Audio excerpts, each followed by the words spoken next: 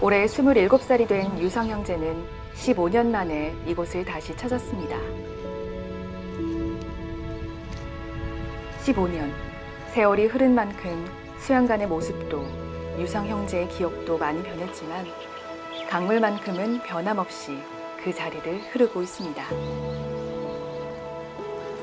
그때나 지금이나 아무 일 없었다는 듯 흘러가는 강물을 보고 있자니 복잡한 감정이 밀려와 이내 고개를 돌리고 맙니다. 거의 15년 만에 오는 것 같습니다. 마음이 어렵거나 그렇지만 조금 안 어렵다고 하면 거짓말이겠죠.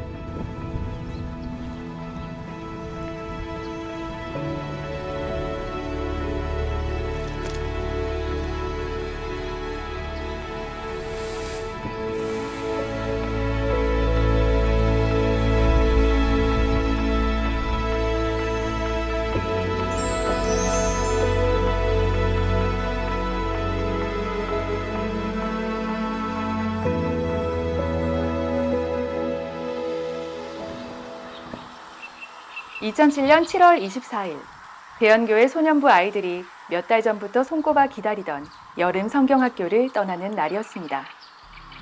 포항 안간 인근의 수양관으로 떠난 성경학교. 모두가 들뜬 시간, 여름 성경학교에 빠질 수 없는 물놀이 시간이 되었습니다. 수양관 인근 냇가에서 아이들과 선생님들은 모두 신나게 물놀이를 즐기고 있었습니다. 계곡이 그렇게 깊지 않았어요. 예, 한 무릎 정도 이렇게밖에 안 되는 곳이라 이제 애들이 물장난을 하고 놀았거든요. 근데 갑자기 막 아이들이 모여들어서 뭔 일인가 하고 보는 그 순간에 이제 전 좀 옆쪽에서 놀고 있었던 것 같은데 막 옆에 좀 시끄러운 소리 나가지고 보니까 즐겁게 놀던 소년부 학생이 자신의 의지와 상관없이 물속 깊이 빠져들어갔습니다. 솔직히 죽을 거라고 생각했대요. 너무 오랫동안 물 밑에서 안 올라왔기 때문에 죽은 줄 알았는데 바로 그 순간 기적 같은 일이 일어났습니다. 물속으로 빠져들어가던 아이들을 누군가 있는 힘을 다해 붙잡아 물 밖으로 던져주기 시작한 겁니다. 어린 소년이 끝이라고 생각하던 순간 다시 생명이 주어진 겁니다. 하지만 거기까지였습니다. 물속에서 소년을 던져주었던 그는 물 밖으로 빠져나오지 못했습니다. 사고가 나기 얼마 전 주변 공사에 필요한 모래를 얻기 위해 중장비들이 수시로 강바닥을 긁어댄 겁니다. 깊게 파인 강바닥은 깊이를 알 수 없었지만 주변 어디에도 위험을 알리는 안내 표지판은 없었습니다. 그곳에서 사고가 난 겁니다. 무서운 물살의 소용돌이로 자신의 몸을 던져 3명의 어린 생명을 건져낸 사람. 바로 대연교회 소년부 교사 최한규 청년이었습니다. 그때 그의 나이 24세, 너무나도 푸르른 청춘이었습니다. 아니, 그건 이루 말할 수가 없었어요. 너무 막 정말 모든 것이 막 어떻게 무너져 버리는 그런 느낌도 들었고요. 정말 참 힘들었었습니다. 그가 어린 생명을 살리고 떠난 후 그의 가족들과 친구, 동료 교사들은 믿을 수 없는 현실 앞에 마음이 무너졌습니다.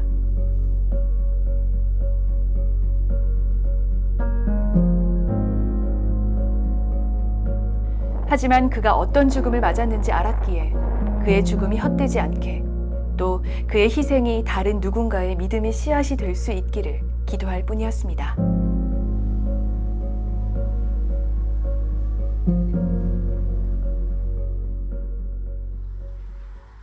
거제도에 있는 하천교회로 담임 목사로 가게 되었습니다. 거기에 하천교회에 출석하는 교인 그 집의 아이가 이제 최한규였고 그때 중학교 2학년이었으니까 눈에 띄지 않지만 순수하고 성실했던 학생 한규.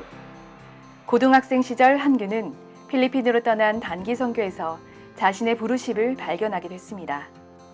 하나님의 어떤 간섭, 그건 어쩌면 성령의 역사, 콜링 이렇게 연결되지 않겠나 싶은데요. 필리핀 가서 여러 일정을 소화하면서 셋째, 넷째 날쯤 되어서는 교도소 전도를 하게 됐어요. 하한교 기도 이후에 함께 기도한 주 예수에게서 반응이 나타났어요. 그러면서 자신의 할 일을 이제 찾은 것 같아요. 그렇게 몇 년이 지난 후 청년이 된 한규는 부산 경성대학교 신학과에 입학하게 됐습니다.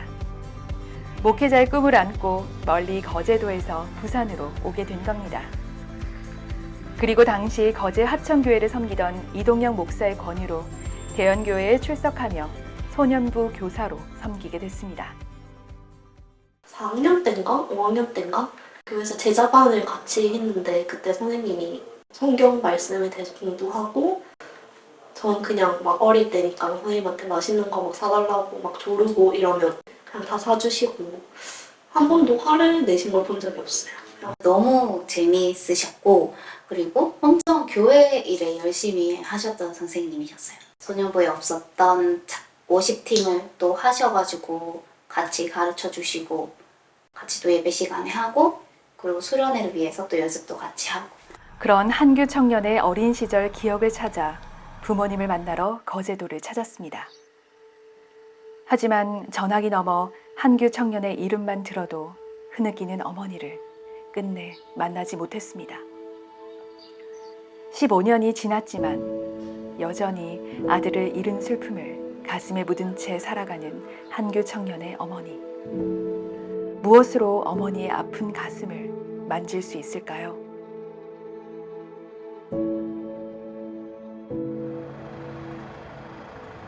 국가를 위해 희생한 이들이 안치되어 있는 대전 현충원. 그곳에는 타인을 위해 희생한 이들을 기리는 의사자 묘역이 조성되어 있습니다. 바로 이곳에 세 아이의 목숨을 살리고 고인이 된 최한규 청년이 잠들어 있습니다. 사실 자기 목숨을 버려서 희생한다는 게 쉬운 일은 아닙니다. 평소에 그 마음속에 그리스도의 그런 희생정신이 없으면은 이루어낼 수 없는 그런 일입니다. 남들이 하지 못하는 그런 아름다운 삶을 살았기 때문에 이 의사자 묘역에 안장이 됐다고 그렇게 생각합니다. 최한규 청년이 물속으로 자기 자신을 내던진 그 순간은 그가 그동안 믿었던 하나님, 그 하나님의 응축된 사랑의 힘이 폭발했기 때문이라고 생각을 하고 세상에서도 또 정부에서도 이건 종교를 넘어선 한 사람의 고귀한 희생이기에 기려야 한다라는 생각에서 최한규 청년이 의사자로 판정이 되었다고 저는 생각합니다. 내가 진실로 진실로 너희에게 이르노니 한 알의 밀이 땅에 떨어져 죽지 아니하면 한 알 그대로 있고 죽으면 많은 열매를 맺느니라. 예수님은 밀이 땅에 떨어져 죽으면 죽는 것으로 끝나는 것이 아니라 많은 열매를 맺는다고 분명히 말씀하십니다. 최한규 청년의 헌신과 희생으로 심긴 씨앗이 화합, 소망, 화평, 그리고 사랑이란 이름으로 열매 맺고 있습니다. 대연교회에서는 매년 최한규 청년을 기억하며 예수님 닮은 교사의 직분, 그리고 희생과 섬김이 있는 성도의 직분을 되새기고 있습니다. 또 그가 다니던 경성대학교에서도 신학과 교정에 나무를 심어 그의 숭고한 희생을 기념하고 있습니다. 그리고 고인이 생전에 보여줬던 삶과 유가족들의 뜻에 따라 최한규 청년이 자란 거제 하천교회로 매년 그의 이름으로 장학금을 전달하고 있습니다. 청년이 살았던 삶, 또 마지막 순간을 자기 자신을 내어주었던 그 삶에 대해서 아이들에게 전달해주고 또 우리 교우들에게 알려주면서 이 장학금을 전달하고 싶은 마음이 있습니다. 그래서 우리도 최한규 청년처럼 자기 자신을 언제 어디서든지 기꺼이 내어주는 삶을 살도록 격려하고 싶습니다.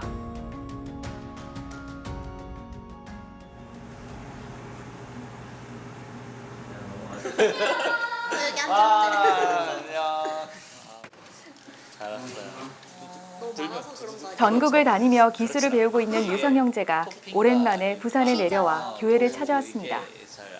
먼 타지에서도 신앙을 잃지 않으려 노력하는 유성 형제. 오랜만에 만난 청년들이 반갑기만 합니다. 브레스 365 들어봐가지고. 카보스 저희 많이 샀는데. 아, 저기 네네. 랑구장 앞에. 아, 진짜 맛있어. 우리 맛있어? 동네에서 나 제일 맛있는 빵집. 아 거기가? 거기 진짜 맛있더라. 또래와 다를 것 없는 청년들이지만 15년 전 출근하는 모습. 안강에서의 기억이 아직 남아있습니다. 아침에 그 앞모습을 보든 뒷모습을 보든 대부분의 사람들이 나 그 이번 주 목요일 날 올라가? 아니 그 포항 갔다 왔었거든. 그 최양규 선생님 그때 그 사고 났을 때 거기 가가지고 이제 뭐 이야기도 하면서 봤었는데 건물이 좀 많이 바뀌어가지고 처음에 못 찾았단 말이야. 강당 같은데? 가서 약간 베개인가 이불이 쌓여 있었어. 맞아. 맞지 맞아, 맞지. 맞아. 그래서 막 그 위에 막 앉아서 놀고 그러고 그거 기억나고. 아, 진짜 애들을 너무 좋아해줬어. 그 선생님이 쇠고기 라면 알아요? 쇠고기 라면에 참치 캔을 넣어가지고 해주셨거든요. 기억나. 근데 엄청 맛있었어 그때. 그래서 너무 맛있어가지고. 각자에게 남아있는 최한규 청년의 모습은 다르지만 그가 보여줬던 사랑의 모습은 다르지 않았음을 이 청년들을 보며 느끼게 됩니다. 찐 역사와 찐. 진짜 손잡이가 진짜 한 40년 정도.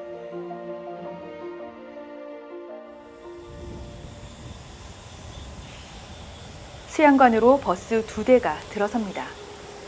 버스에서 내린 이들이 내리쬐는 태양 아래 선 곳은 15년 전 최한규 청년이 아이들을 위해 목숨을 던졌던 그곳입니다.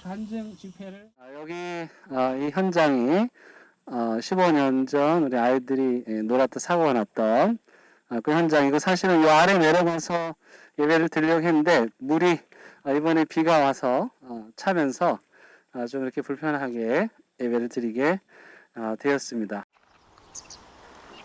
15년 전 안타까운 사고 현장을 바라만 봐야 했던 교사와 학생들. 당시 사고 소식을 전해 듣고 충격에 빠졌던 이들도 한규 청년에 대한 각자의 기억을 아는 채 이곳에 섰습니다.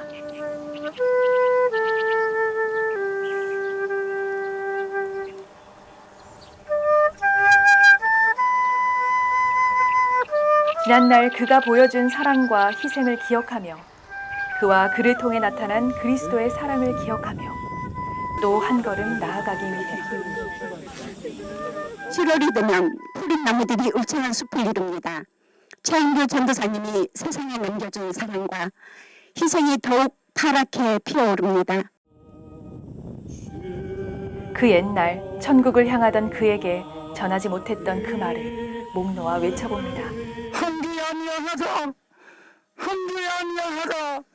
정말 우리가 잘못했다.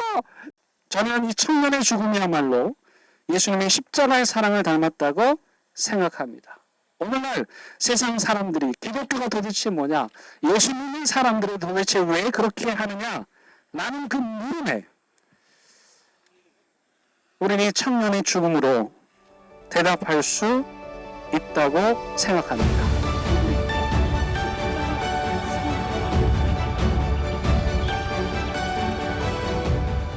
이제 우리는 오늘도 각자의 삶 속으로 돌아갑니다. 때로는 버겁고 때로는 무거운 일상 속을 살아가지만 문득 힘든 삶 속에 최한규 청년의 희생을 떠올리며 그보다 앞서 예수 그리스도의 사랑을 생각하며 우리의 사명 역시 감사함으로 살아내는 우리 모두가 되기를 소망해 봅니다.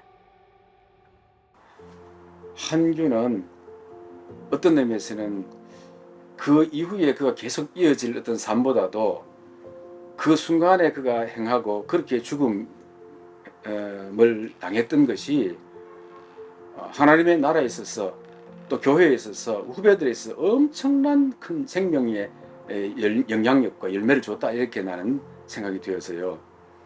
조건 없는 사랑을 베푸셨다고 생각하거든요. 저는 한규쌤처럼 좀 많은 어려운 아이들 도와주고 싶은 마음도 많이 있어요. 이제 제가 하나님을 인격적으로 처음 경험한 게 중학교 2학년 때였거든요. 최한규 선생님이 가장 먼저 생각이 나더라고요. 그래서 그때 진짜 최한규 선생님이 그 예배 모습뿐만 아니라 그 일상적인 삶에서도 진짜 예수님 같은 사람이었구나. 한규 선생님 아무 꺼리낌 없이 뒤돌아보지 아니하고 들어갔다라는 그 희생 정신, 자, 계속 기억에 항상 남아 있고 우리가 하지 못한 일을 한 것 같아요. 저는 그 물에 빠진 것도 있지만 평소에 그 모습이 하나님을 향하여 순수한 모습, 아이들을 향하여 자기 몫을 다하는 모습, 그런 모습 하나님 보시고 좋아하시지 않았을까. 저는 하나님이 하신 거라고 밖에 전 생각이 안 들어요. 선생님처럼 선생님 그 뜻을 받아서 이제 최소한 저는 3명에서 4명은 사람 살리고 저는 간다는 그 책임감을 가지고 있거든요. 그렇기 때문에 저는 그 사명을 무조건 해낼 거고, 그리고 이제 저 대신해서 이제 천국 가신 것도 감사하면서도 이제 죄송하고,